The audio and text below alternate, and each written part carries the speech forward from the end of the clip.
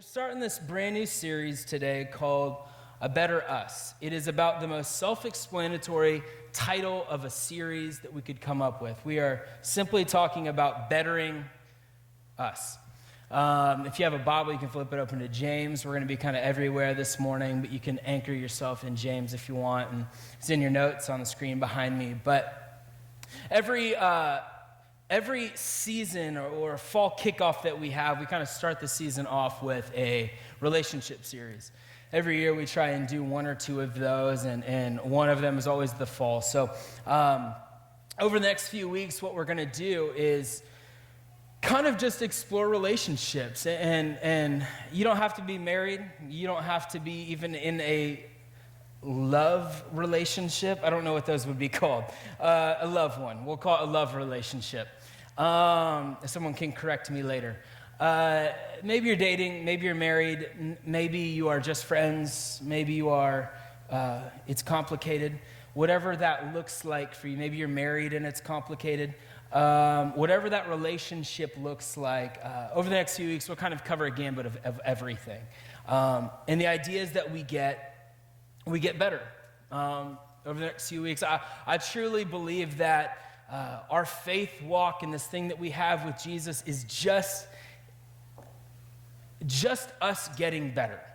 All right? What's better is looking more and more like Jesus. So every single day we want to be better. How? By looking more and more like Jesus. That's what we want. That's the goal of all of this.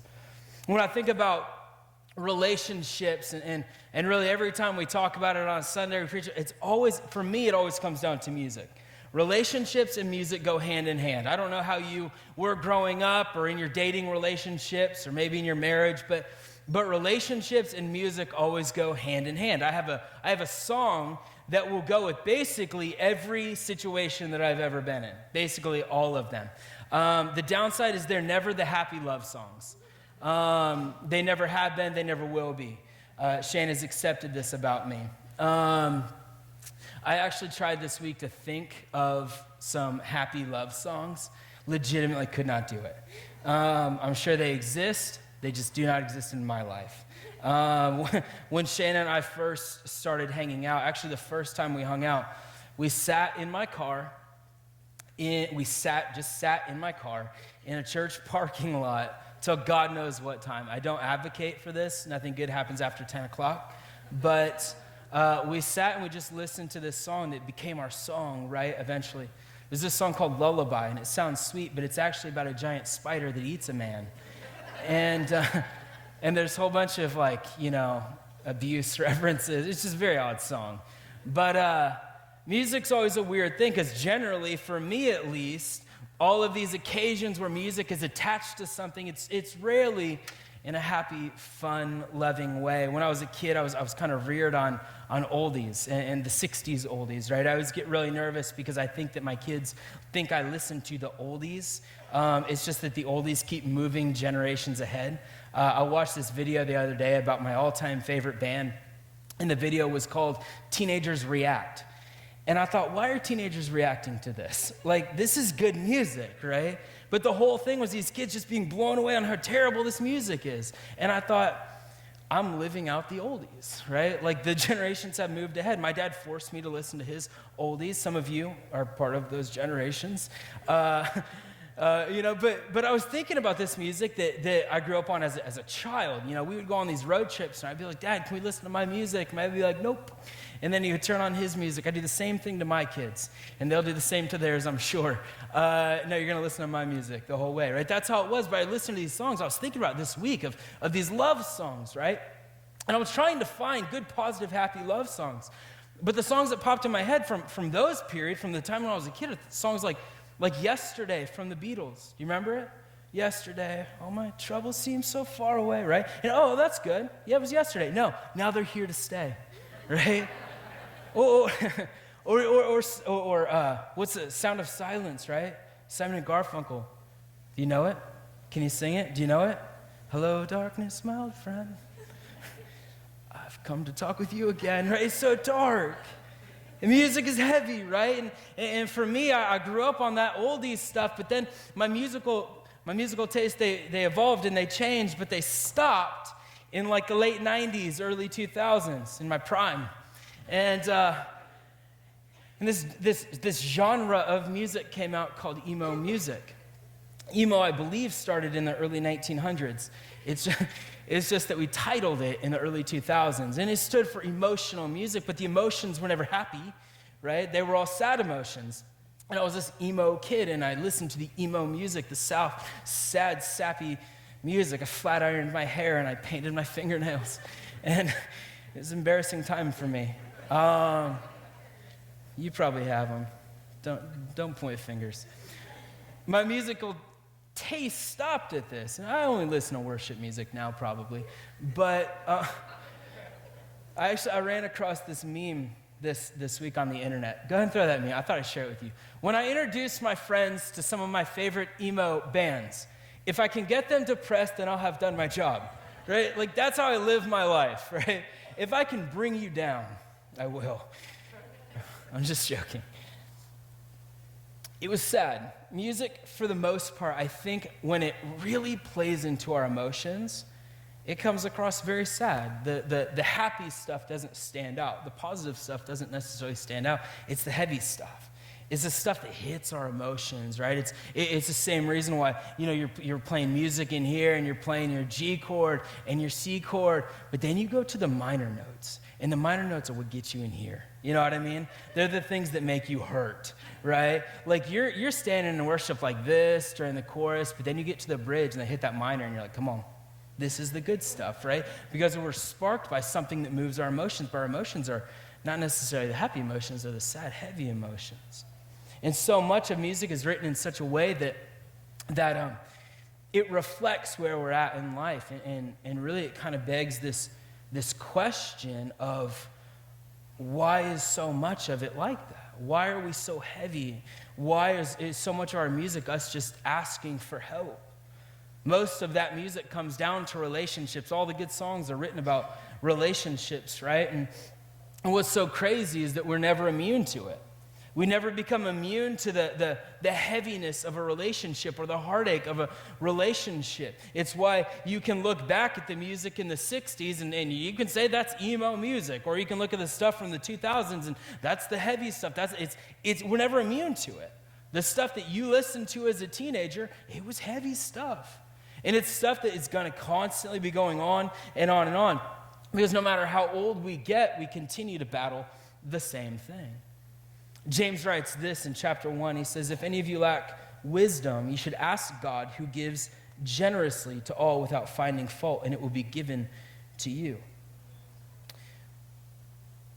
None of us are immune to this system. And yet James says, if you lack wisdom to do what? Wisdom to dig ourselves out of the hole. All we have to do is ask God. What I want to do over the next few weeks of kind of looking into relationships and these personal things that we have is simply to seek God's wisdom. This wisdom that he generously gives without finding fault. Meaning that God gives us all of the wisdom that we seek and we ask for, and he doesn't blame us for not knowing it. In fact, he delights in it. He delights in it so much that he outpours wisdom generously on us.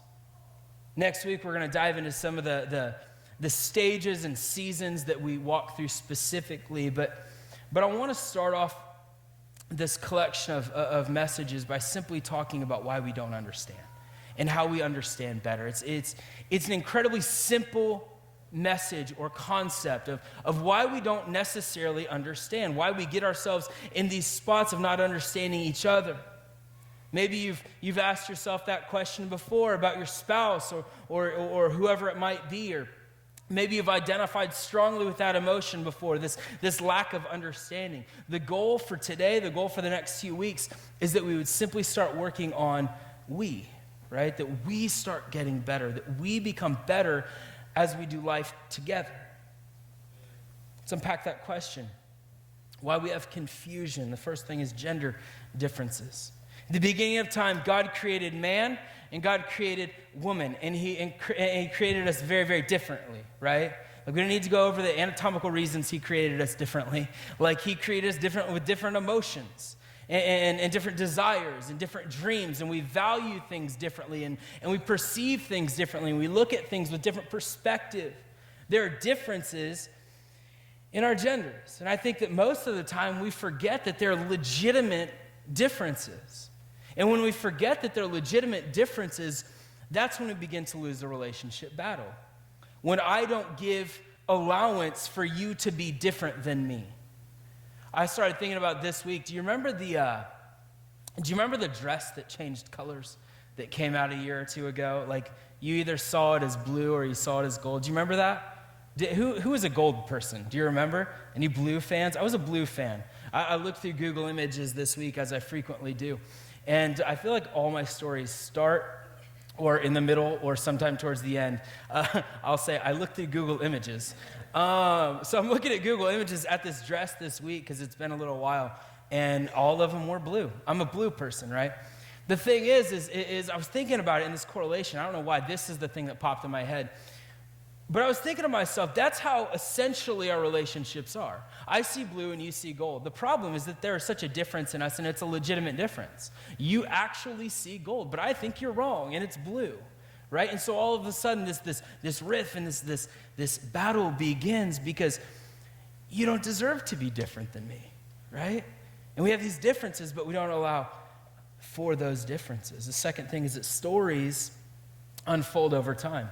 Unless you have been together for your entire life, there are chapters of your life that your significant other probably doesn't know about. There are things that don't come up, or maybe they've never come up. One of my legitimately favorite things to ever happen in my life is when I tell a story that Shayna's never heard. It happens very rarely because I talk a lot, and she hears all my stories over and over again. She's been listening to my stories every week for 13 years, and she knows most of them.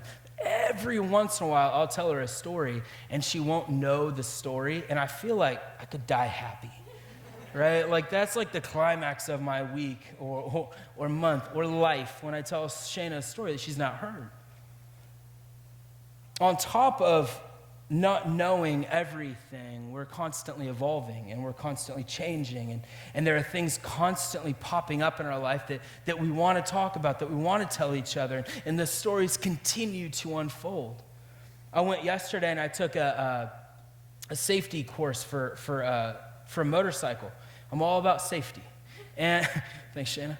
And I went and took this motorcycle course yesterday, and there are 5 stages that you have to do, five runs, tests that you have to take. And so this guy gets up, and he's got this booklet with him, and he's reading the instructions. He's about the most dry instructor I've ever seen in my life. And I knew this because I'm so good. And I'm joking. And so I'm listening to this guy, and he's instructing us. And I wasn't really like that because I was also terrified. And so he's instructing us, but he's reading this paper, and he's reading it like verbatim, right? I mean, every single word. And he gets to the end of this page, and this is the first time he's instructed us. And he gets to the end of this page, and then out loud, as he's reading, he says, "Briefly insert personal encouragement."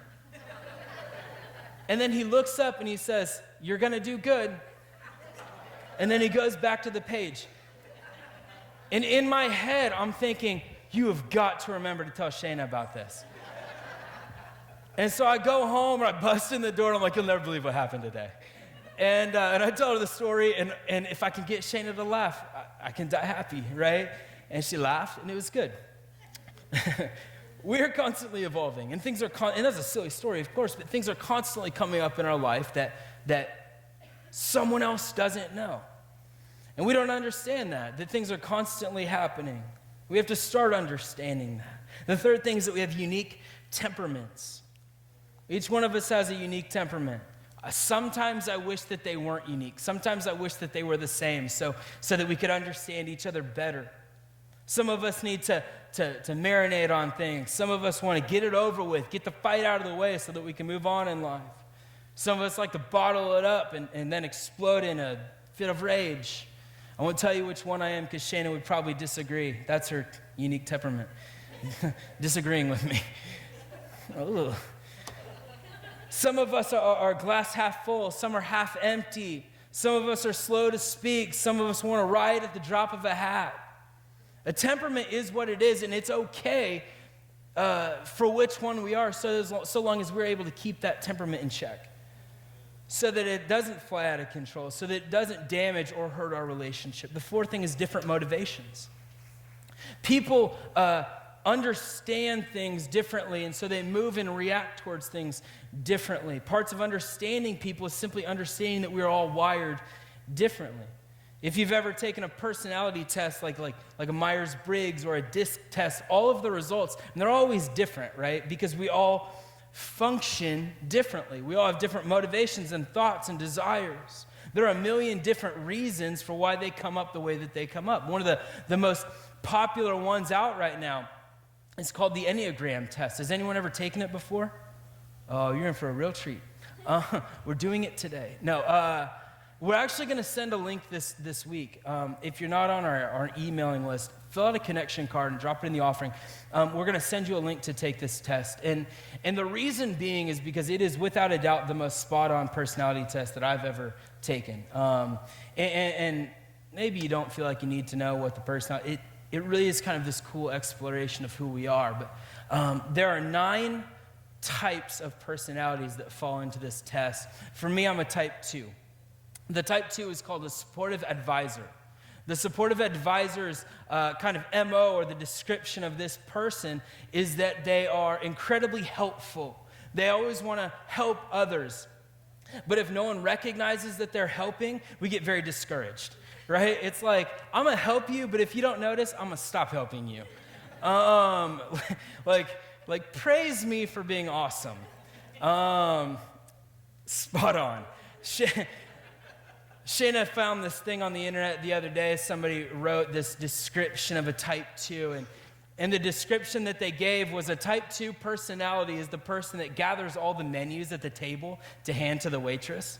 Have you ever sat at a table and that person does that? Yeah, or the person at the end of the meal that gathers up all the plates and stacks them up so the waitress just has to do one thing. She read that to me, and immediately I was like, man, I'm such a type 2.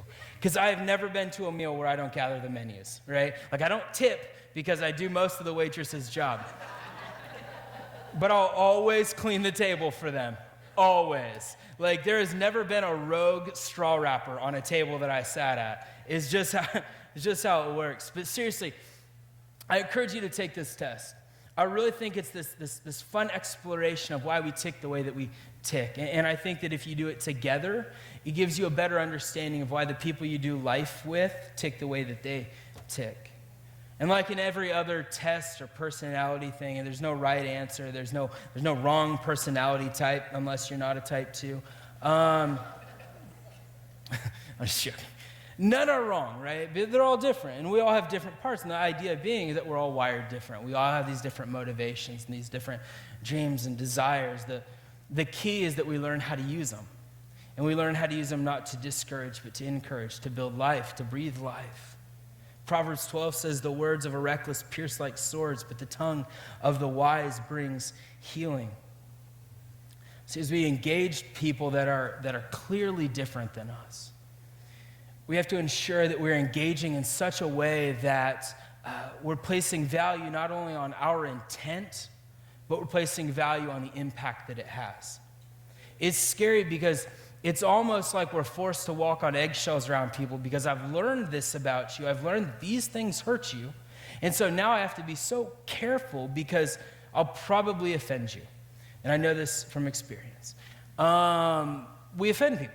And so we feel like we have to walk on eggshells. And it's not that we have to walk on eggshells, but rather that we start to understand that the life and the death that we hold in our tongue is wrapped in how we perceive each other. Communication is not simply us talking to each other, but rather it's us talking in a way that is received the way that it should be received. We have to get better at the way that we speak because most of the time the people that we're speaking to are going to hear something that we intend. So it's not that we value the intent, it's that we value the impact that it has. At the end of the day, it's this effort for us to simply be better. Proverbs lines it up like this: the wisdom of the prudent is to give thoughts to their ways. The wisdom of the person who cares thinks about the things that they do.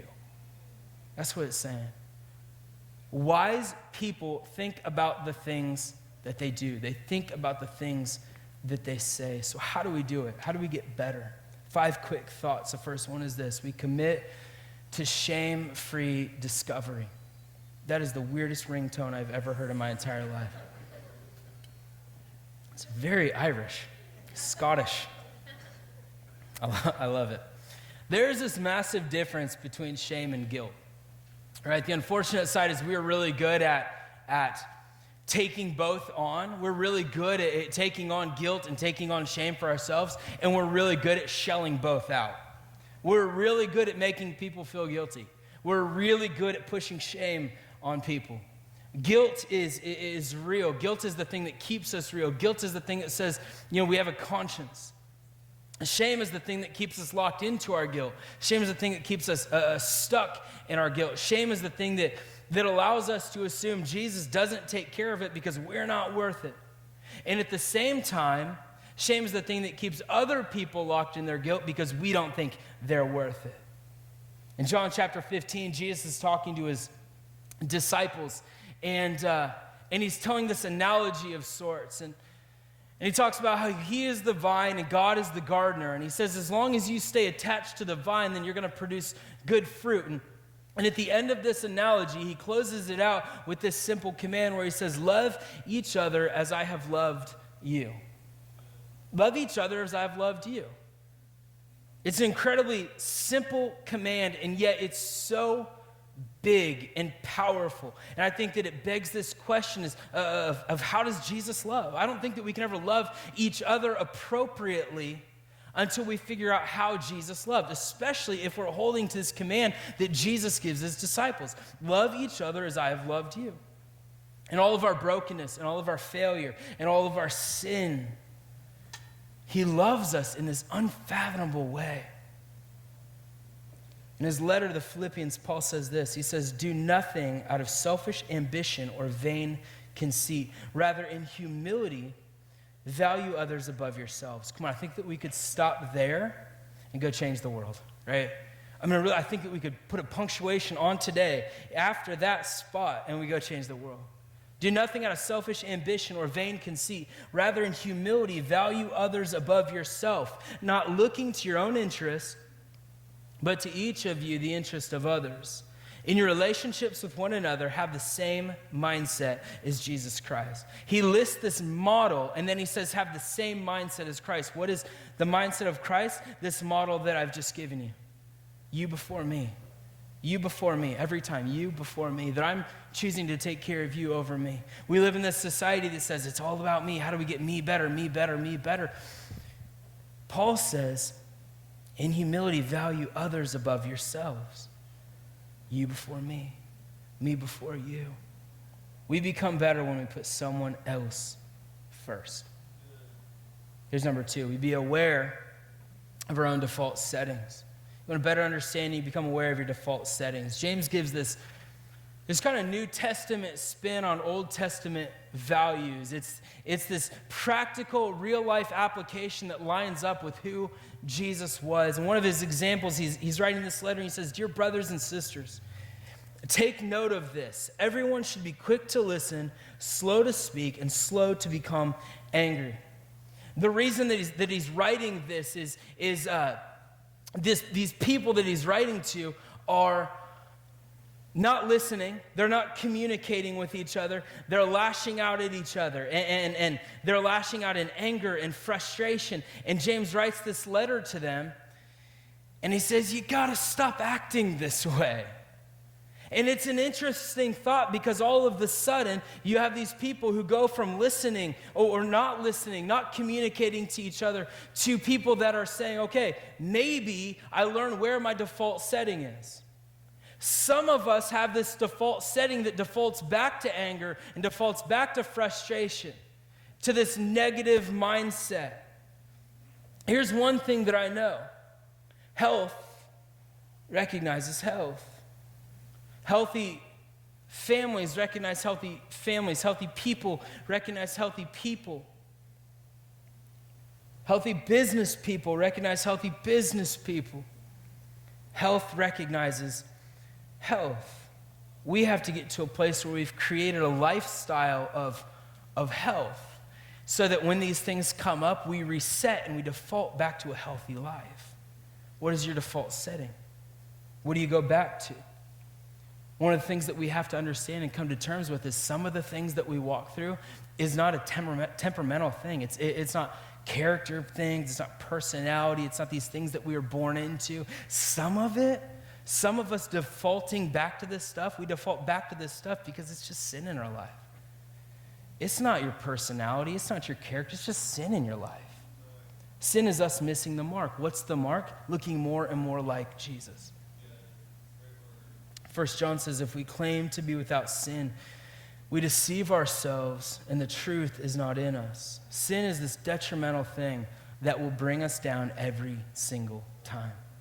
In this context, it's this thing that drives this wedge between us and everyone else. Here's number 3. We don't pay forward our broken past. How do we understand better? We leave our past in the past. James says, who is wise and understanding among you?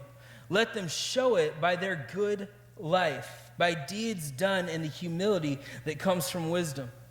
Humility is the thing that says, okay, I've dealt with something in my past. It's dealt with. It's not your responsibility to take care of.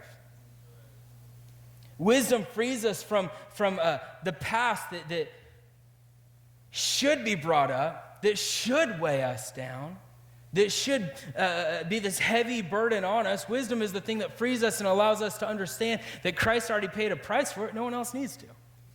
I don't need to pay a price for the things that I've done in my past because Christ already paid the price. The punishment has already been taken for me. It frees us from the past, and even though there are consequences for our actions, they don't determine, they don't dictate, they don't deter us from what is this type of future in which God has called us to. None of the things that sit back here determine my future. None of the things that sit back here determine the call that God has on my life. None of the things that have broken me in the past have warrant to break me in the future. Here's number 4. We commit to a biblical direction. James says, do not merely listen to the word and so deceive yourself. Do what it says. James is constantly talking about wisdom, and then he says, don't simply listen to the word and deceive yourselves. Do what it says. He goes on to describe how fruitless that kind of life is when all we do is see the word, when all we do is show up on a Sunday and the preacher says something and then we forget about it. James says, do what it says. So many times in life we go to God and we say, God, give me direction. God, give me guidance. Give me influence. Teach me how to do things. Give me the help that I need. And then God shows up and God gives us direction. He gives us understanding. He gives us help. But we don't see it. We miss it. We don't understand it. And instead of God getting the credit for what God has done, God gets the blame because God never showed up. I asked and God never showed up. Yet this book is filled with direction and guidance. And James says, do what it says. It's filled with things that help us get better. It's funny when you read through them. John chapter 13 says, love one another. Galatians 5, Philippians 2, 1 Peter 4 says, serve one another, accept one another, strengthen one another, encourage one another, care for one another, forgive one another, submit to one another, commit to one another. I've got 20 more of these. But I think that we can stop because there's a theme here, right? What's the theme? One another. What happens when we take on this model of one another? Us committing to Scripture, to a biblical direction, is us committing to a model of one another, where all of a sudden the life that I lead is built around loving one another, serving one another, accepting one another, strengthening, encouraging, caring, forgiving, submitting, committing. All of these things that Scripture tells me to do. If I'm committing to what Scripture is telling me to do, Scripture is telling me to look at someone else before me. Here's number 5. I'm going to close with this. We put in the work for our preferred future. Isn't it interesting that we can have a preferred future? Like, we talk about what Scripture says and we talk about God's plans for our life, but I think it's okay for us to look and say, man, I want a preferred future. Sometimes we have to put the work in to get there, right? Sometimes we have to put the work in to get there. You want to be a better parent? Start being a better parent, right? You want to pray more? Pray more. You want to start connecting with people? Connect with people. Join a growth group. Sign up for growth groups. The entire purpose for growth groups is for you to have connection points. We're talking about relationships. There's a marriage group. It's a couples group. There's like 3 spots left. Get your couple in it. Do something to find connection with the people around you. All through James, he keeps referring to this wisdom. And in chapter 3, he talks about the result that we get when we take this wisdom and we root every step that we take in that wisdom. The wisdom that God has so generously, freely given us, James says, root everything you do in that wisdom. He says, wisdom that comes from heaven is first of all pure. Then peace-loving, considerate, submissive, full of mercy and good fruit, impartial and sincere. Peacemakers who sow in peace reap a harvest of righteousness. Let me say it again. Wisdom that comes from heaven is first of all pure. I love that he says first of all. Okay, hold on. Before you read into wisdom, here's the thing. Wisdom from heaven is pure.